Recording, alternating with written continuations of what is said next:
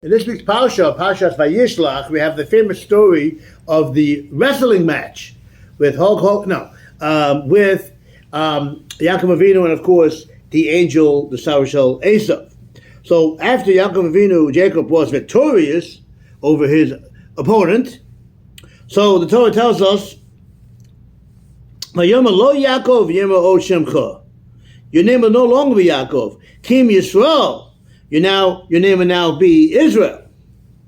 Ki sarisa im Elokim ve'im anashim va'tucha. For you have striven with the divine and with man and have overcome. Okay? Very simple, very nice, straightforward pasuk. But as we like to do in these Divrei Torah, we like to also find other subtle messages within the verses themselves.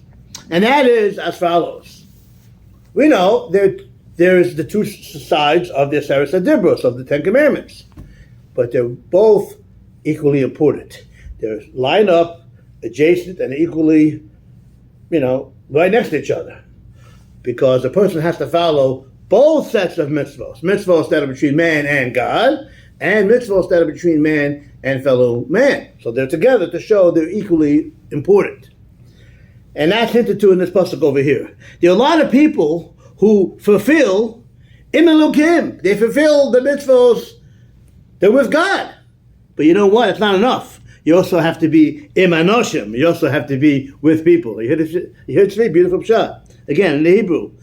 Kisarisa, if you want to be victorious, and Vatucha, and you want to be, to overcome the Yetzer Hara, you want to really become what Hashem wants us to be, you have to be both. Im Elokim ve'im Anoshim. You both have to focus and fulfill the mitzvahs of between man and God, and the mitzvahs between man and his fellow man. Shabbat Shalom.